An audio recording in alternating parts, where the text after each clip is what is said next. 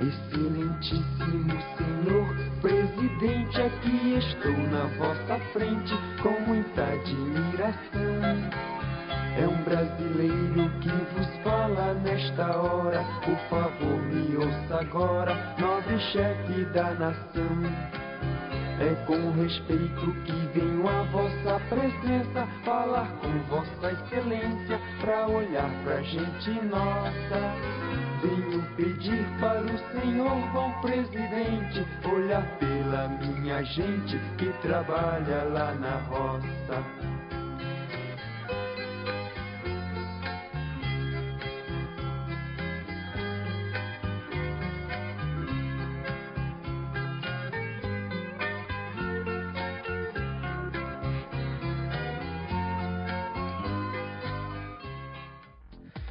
Olá, boa noite, o Cartão Verde está no ar, o nosso time titular está reunido mais uma vez para falar de futebol e da vida. Na nossa abertura vocês viram a eterna tabelinha entre a seleção brasileira e os nossos presidentes. Aqui comigo, Sócrates brasileiro, Chico Sá e Vitor Birner. E a nossa convidada de hoje, que é a Soninha, palmeirense, que você vê aí no vídeo.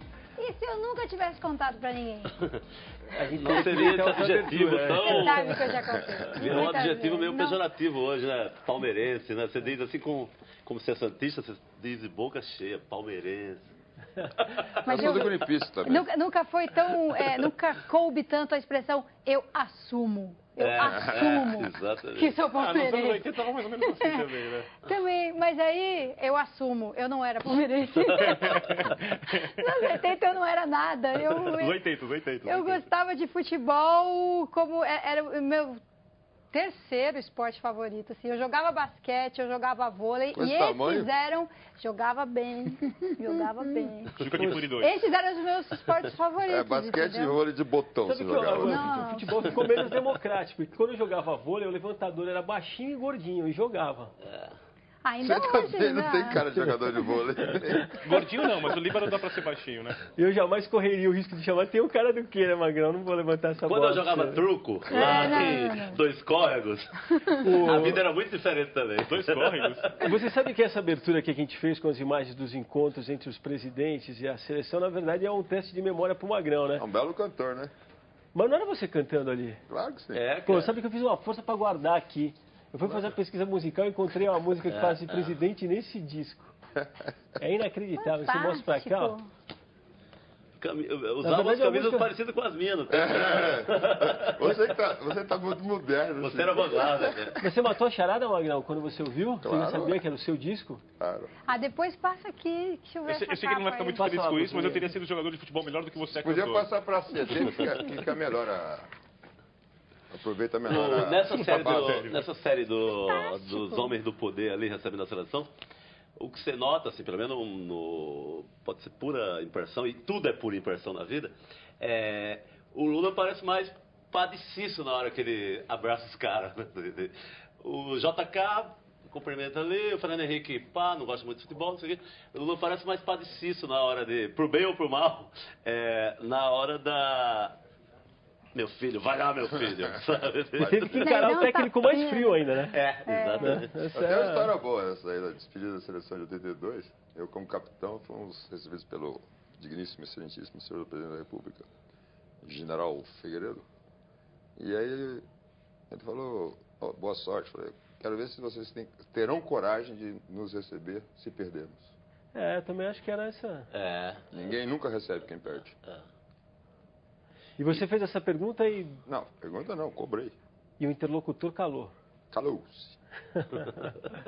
Bom, a nossa enquete de hoje é justamente sobre essa tabelinha entre o futebol e a política. Ontem a seleção brasileira, como vocês sabem, antes de partir para a África, fez a escala no Planalto para visitar o presidente. E a gente quer saber se você que acompanha o programa acha mesmo que a seleção deveria ter passado por lá para dar esse abraço no Lula. Sim ou não? Participe. Os telefones para participar da enquete são os mesmos, 8080-0202. Os contatos vão aparecer aí no vídeo. No nosso sorteio de hoje, uma camisa amarela do Cruzeiro, acreditem, também é uma homenagem à seleção brasileira. E 2 exemplares de livros. Um é o Trocando os Pés pelas Mãos, do Tostão, que vocês vão ver aí. E outros 2, um do Milton Leite, que fala sobre os 11 maiores centroavantes. E o outro do Luiz Augusto Simon, que fala sobre os 11 maiores goleiros do futebol brasileiro. Mais uma vez, 3 lançamentos em primeira mão aqui. O livro do Tostão vai ser lançado na próxima terça-feira e os outros 2 na próxima segunda. Eu posso até falar aonde para vocês. Na Saraiva do Pátio Paulista, do Tostão, terça-feira a partir das 7 da noite. E os 11 melhores do futebol, aí os centroavantes e os goleiros, na Livraria Cultura da Paulista, segunda a partir das 6h30 da tarde. Muito bom, Ciro.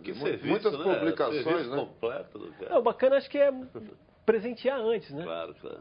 Mas tem uma interessante, né? Que esse ano está aparecendo muita publicação sobre esporte, é uma coisa que a gente fazia falta. A gente sempre cobrou, né? Que no Brasil a gente curte menos o futebol na literatura, no cinema, na música. Um pouco era impressão nossa, já tinha muita coisa que mas até vem sendo reeditada, mas é porque é pouco de tudo, né, Chico? Não é que a gente publica livros sobre tudo menos futebol. É porque não tem livro de nada. Então até que nesse universo futebol ainda tinha bastante coisa, mas agora não tem, de anos pra cá... ficção, assim, o que é difícil no Brasil. Não tem, se pegar de romance, são raríssimos. Os filmes também de ficção são raríssimos. Tem alguns documentários, tem uns 2 Garrincha, uns Pelés, etc. Mas não tem ficção sobre futebol. A gente não fantasia escrevendo sobre futebol. Nós vamos escrever, né? Está cobrado já. A Soninha já está cobrado também. Está chegando a hora. Um livro multifacial. A Copa do Mundo de 2014. Convidando todo mundo para... Estou compilando todo mundo. Não, o doutor tem uma ideia bacana, que é fazer uma ficção científica de futebol. E já escrevi a Copa de 2014, 4 anos antes. Para sair daqui 2 anos. Tá. E todo mundo viajar na Copa de 2014 antes da Copa chegar. Para mostrar o Brasil. Já tem o sorteio das chaves? Eu vou saber onde é que eu entro? Ainda não, mas as seleções já estão classificadas. O gasto do estádio também. E a final já tem também. Não tem eliminatórias do livro, ele já começa com os... A final se tem uma coisa que é ficção nessa Copa, aí são as licitações e as obras, né? O tamanho do estouro, do orçamento com estádios também já está definido ou não? Ainda não, é isso que é difícil de calcular. Mas a final da Copa está garantida. Brasil e Argentina, 2-0 para a Argentina. Ô, Magrão. Pra que isso? 200 vezes. Pra que isso? Você acha que um jogador brasileiro consegue merecer uma Copa do Mundo aqui? Claro. Aqui não, cara. Claro. Não dá, cara. Haja estrutura emocional para isso.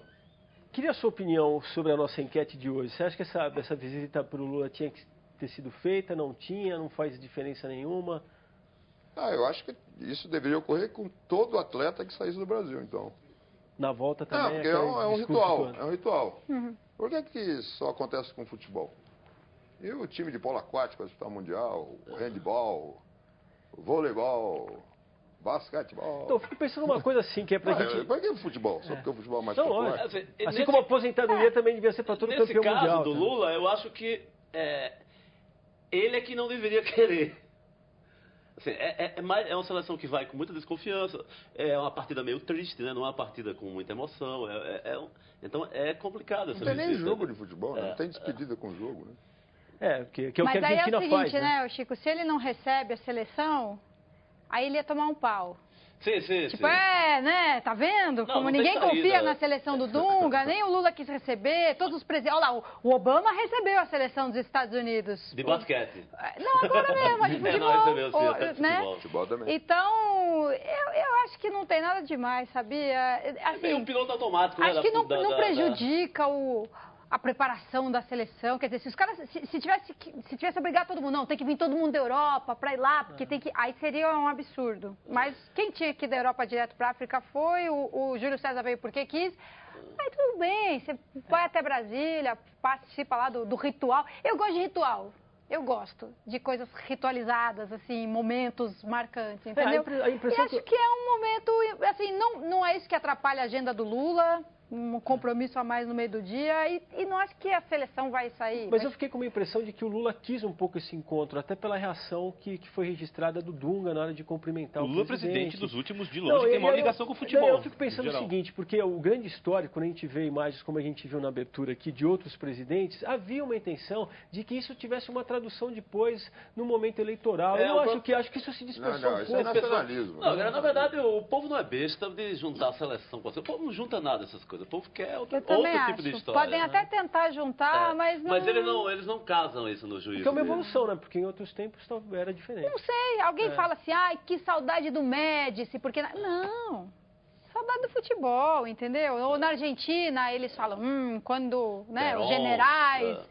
Não, os generais fizeram o que fizeram na Copa de 78, mexe daqui, mexe dali, arranja de lá, e os argentinos não foram lá babar ovo para os militares, né? Pelo contrário. Pelo contrário, e até hoje são muito duros com o regime, eles não perdoam, eles gostam do Maradona, eles gostam de futebol, né? Aliás, eles deram uma aula de como tratar os antigos generais, né? Estão quase todos presos, nem que seja de prisão domiciliar, mas estão quase todos presos.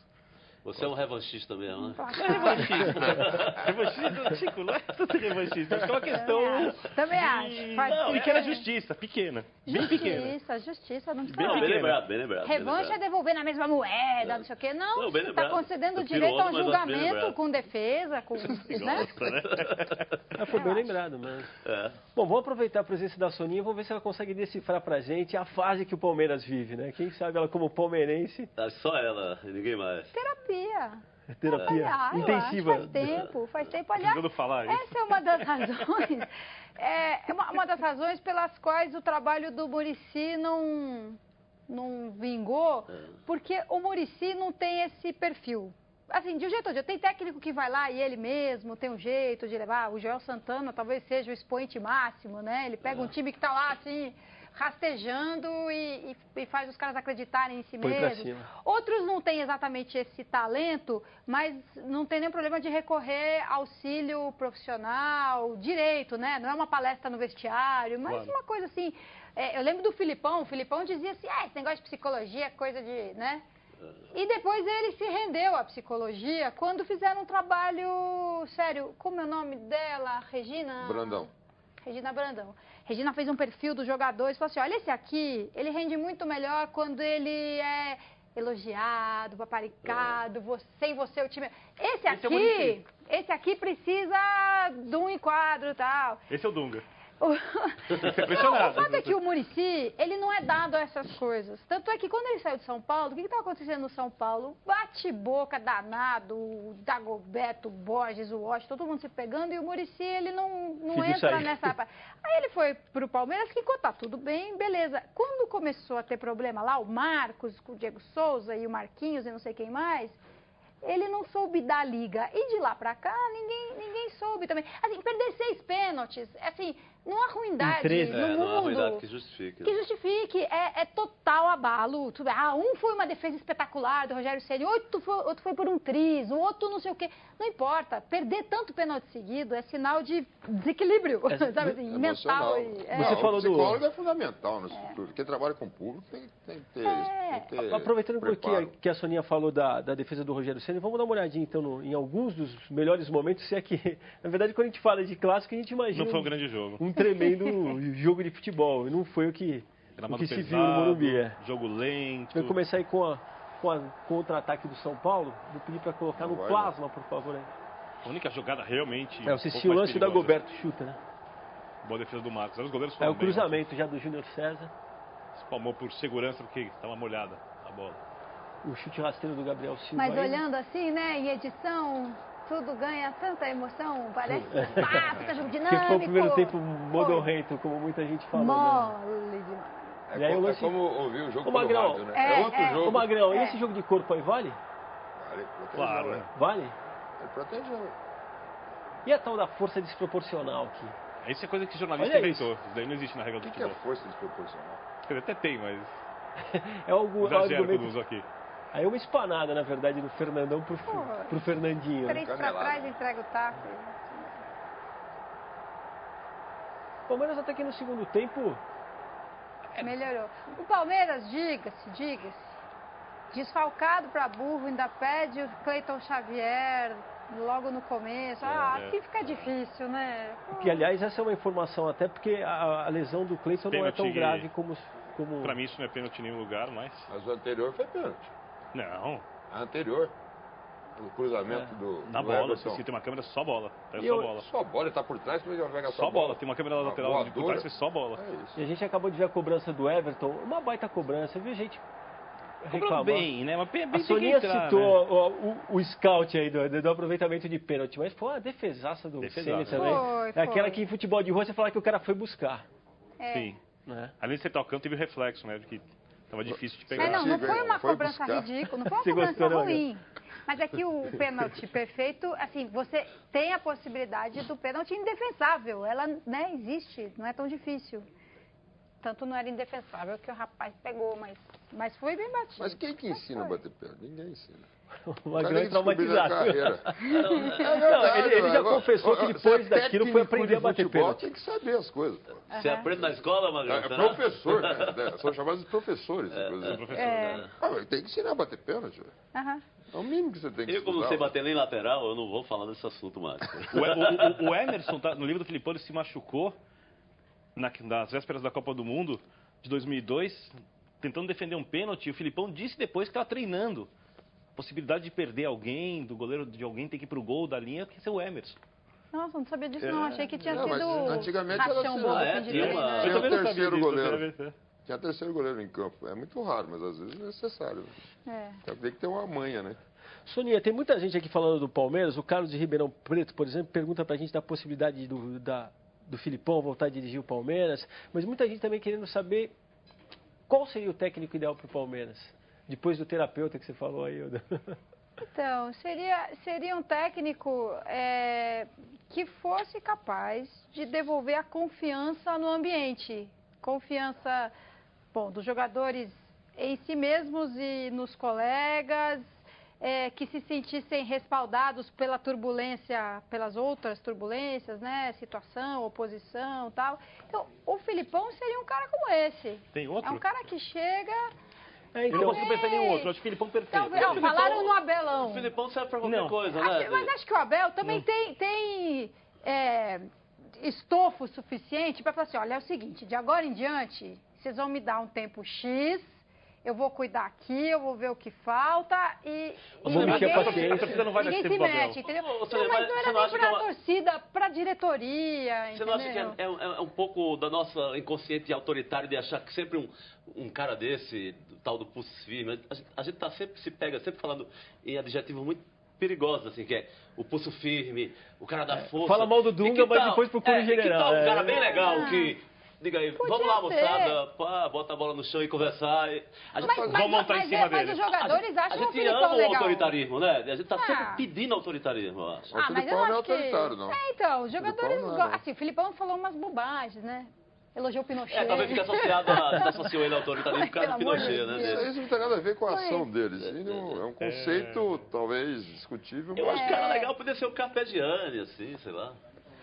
No primeiro erro, a torcida mata. É porque a torcida, todo mundo que está numa situação dessa precisa de um padroeiro, de um Filipão, de um cara que venha resolver a vida. E não é isso às vezes. Eu acho que às vezes o cara... Agora, o Abel, tecnicamente, é excelente treinador. Eu acho. Excelente treinador. O Sport, por exemplo, inventou, o Sport estava sem, Sport Recife glorioso, estava sem técnico, reinventou o Cerezo. O Cerezo assumiu hoje lá o Sport. Eu acho uma bela de uma ideia pegar um cara assim... que entende de futebol pra cacete, não está no mercado no sentido mais milionário da história, e você inventa e pode ser uma bela cartada, né, dele. Eu acho uma cartada de altíssimo risco. Não é por achar que o problema é falta de disciplina, não é isso, mas é alguém que aguente o tranco, que segure a onda, que fala assim, não, espera aí, deixa comigo, tô arrumando, espera aí. Geralmente quando o cara é muito low profile, ele apanha, né? É o líder, o cara que O Fossati tem uma baita postura, gosto demais da postura do cara, mas tá vivendo em cima de... tranco em cima qualquer um no futebol, essa coisa que a gente acha que vai ser Abelão, vai ser Filipão, vai ser qualquer aumentativo, o cara chega lá e dá de cara com... Então, mas um acaso de uma jogada aqui e adeus, cara. Sim, mas o Zago em algum momento inspirou confiança, assim, olha, a coisa não tá indo muito bem com o Muricy, mas chegou o Antônio Carlos o Antônio... Nunca, não era isso, não representava isso. Entendeu? Nunca, não podia ser. Eu acho que a conclusão que a gente tira é que o Palmeiras vai ter que buscar um técnico fora.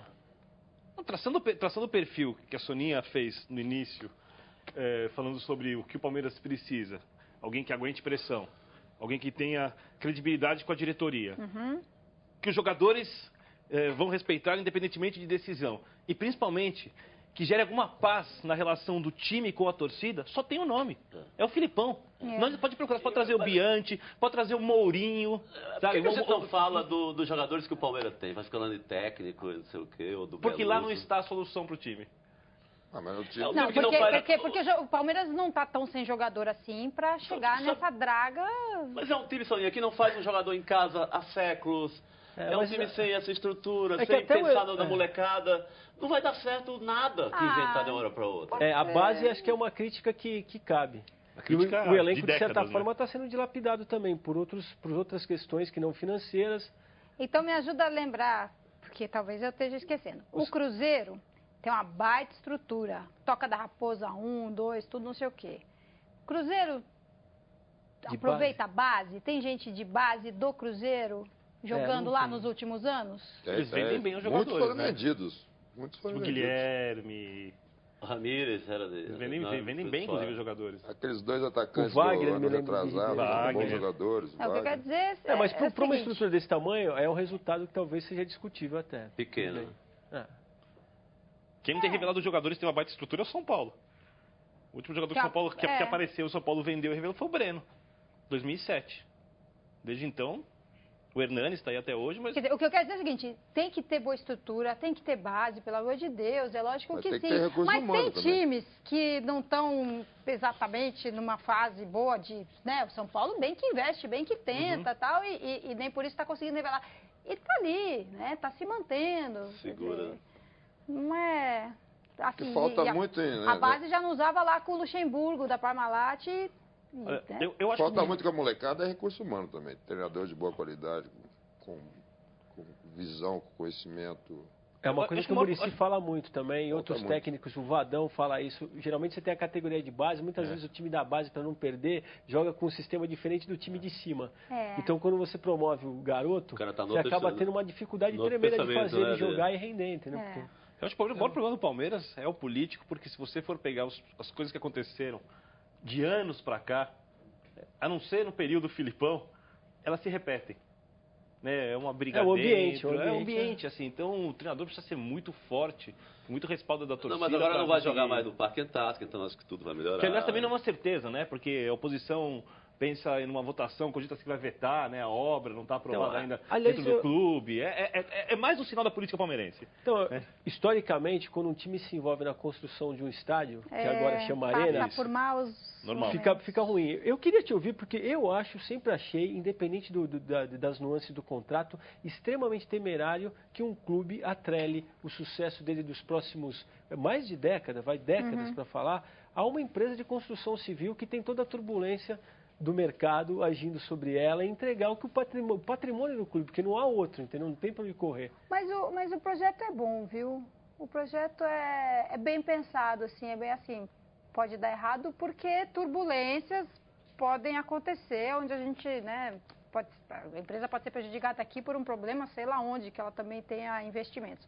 Mas assim, o projeto é bem bolado, porque se dependesse do Palmeiras levantar o recurso, fazer o empréstimo, como o São Paulo vai ter que fazer para o Morumbi, para o Palmeiras modernizar a sua arena, também não ia sair nunca, entendeu? Então é bem bolado o desenho ali que eles fizeram, você bota o dinheiro aqui, então você ganha daqui, eu ganho, sabe? Parece bem desenhado, assim. Acho que se não der certo, ou é porque acidentes acontecem em qualquer projeto, por melhor que ele seja, ou por sabotagem, sabe, assim, interna mesmo. E tem uma coisa que a gente discute há muito tempo, né, que é a complicação que é você juntar o clube social e o time de futebol numa mesma... panela. Numa mesma entidade, no mesmo comando. Os interesses são muito diferentes, assim. Tinha sócio do Palmeiras, louco da vida, porque fechou uma das quadras de tênis para começar a fazer a obra da nova arena, entendeu? Isso é um absurdo, eu pago a minha mensalidade, eu não vou mais poder jogar tênis aqui na quadra. Pô... Mas ele tem alguma razão. Você entendeu? Ele pode não ser palmeirense.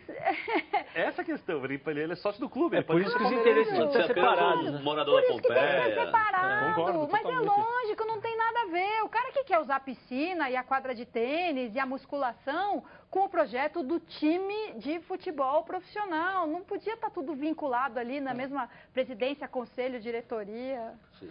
Vitor Birner, vamos falar do Corinthians? O senhor é quem manda. Salve o Corinthians. eu queria saber de você o seguinte, um time que fica 2 vezes atrás do marcador e termina empatando a partida, pode reclamar do resultado? Eu acho que do jeito que terminou o jogo, pode. porque a bola bateu na trave, a outra do impedimento também do Souza que bateu na trave. Quando o Corinthians fez o segundo gol, o Corinthians empurrou de vez o Grêmio Prudentino, quase falei Barueri, o Grêmio Prudentino para... O Grêmio itinerante, como diz o Mauro César. Pro campo de defesa, e a impressão de que assistia é que o gol ia sair uma hora. Né? Então eu acho que o Corinthians ficou atrás boa parte do jogo, mas... Mas e a questão da arbitragem? Então, mas acho que nesse jogo o Corinthians teve sorte com a arbitragem, aí tá impedido. A gente vai ver, a gente Chicão depois para ver. É muito difícil esse lance, é muito difícil. Você vê até Corinthians e Grêmio Prudente? Ontem eu assisti o Então, Flamengo, São Paulo e Palmeiras e o também vê Tem mais de 40 trabalho. Tem mais de 40 centímetros aí de impedimento, cara. Não é tão difícil assim. Então, mas é porque a bola desvia no meio. Acho que o toque lá que é discutível, entendeu? Se é uma... Atrapalhou o auxiliar. E eu acho que tem um pênalti no Paulinho depois, que não foi marcado. A gente né, não colocou, a gente colocou só os gols aí. Por isso que não vi nenhuma má intenção, nada de... Pode questionar da arbitragem. Contra o Fluminense, sim. Ali... Bom, o Sócrates há tempos fala mal desse time do Corinthians, mas acho que a grande frustração do corintiano nesse momento, sejamos sinceros. Fala a verdade, ué. Não, o que a gente fala fala... o que eu acho, tô falando mal. Não é. Quando a gente fala mal, quer dizer que tá falando menos do que deve. Não é falar mal sobre o time. minimizando alguma qualidade de alguém. Então, eu tô falando bem, tô falando a verdade. Por que eu fiz? Não, mas por que eu fiz questão de colocar isso, Magrão? Pelo seguinte, você discute a qualidade do elenco. Eu já tenho a impressão de que a frustração do corintiano é saber que o elenco que ele tem poderia resultar num futebol mais bonito, entendeu? E outro tipo de resultado. E eu apoio o Vladir Lemos no raciocínio, antes que o senhor contrarie. Acho que essa é a grande questão cobrança. que eu coloco é em relação à expectativa que foi criada. Que agora passou um pouco, era um pouco envolvido com o Agora virou frustração. Caiu fora, Não, agora tal. a obrigação nacional, é obrigação, brasileira é obrigação, sei lá. Agora tem outro lema, tem sempre um lema. Por que não comemorar o centenário em cima da coisa mais importante do Corinthians, que é a paixão? Perfeito. A paixão, a passionalidade, o amor pelo Corinthians e pronto. Que mané título de Libertadores, mané título de não sei o quê. O Corinthians é maior, velho. Aí você joga uma história... grande ideia, Chico Sá. Joga 100 anos em cima de um diabo de uma Libertadores que não vale nada. O troféu do mão do banco, sabe? Até teria um slogan, né? Dizem que o amor acaba, né? Do que isso. É maior. Ainda mais o Corinthians, que tem uma mística maior do que os outros.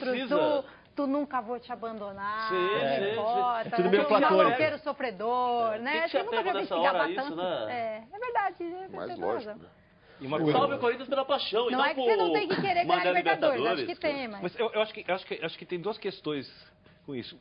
Tem muito a ver com dinheiro. É que São Paulino, você gosta dessas obsessões de Copa Toyota, não sei o quê. É porque alguns times, se não ganharem títulos e não revelarem grandes jogadores, eles não vão para a imprensa. E outros vão naturalmente, independentemente do que aconteça. Daí o São Paulo está na primeira parte. O São Paulo precisa ganhar para ter destaque. Tá bom, Então, geralmente é 3-1 aqui, agora foram 4. Agora são 4. Então, voltando ao tema. Eu acho que o marketing da Libertadores rendeu muito dinheiro, né? Essa é a primeira coisa.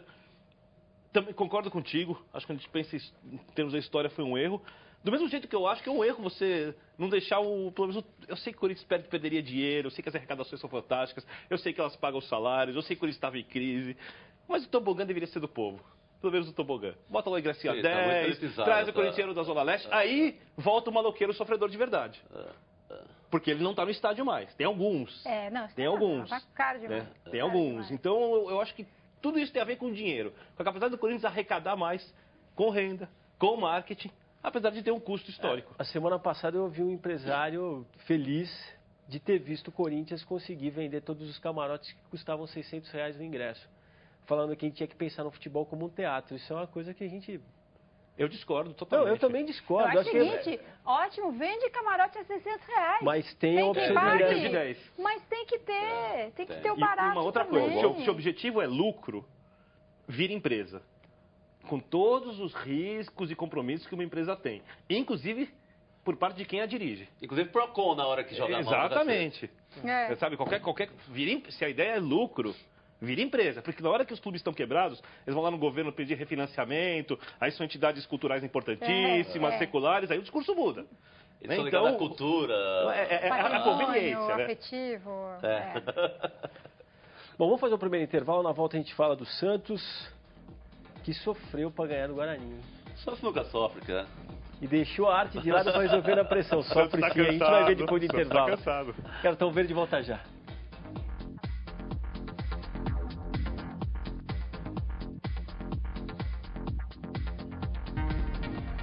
Sou o Leandro, sou São Paulino e sou alegre com a vitória do São Paulo e com a do Flu também.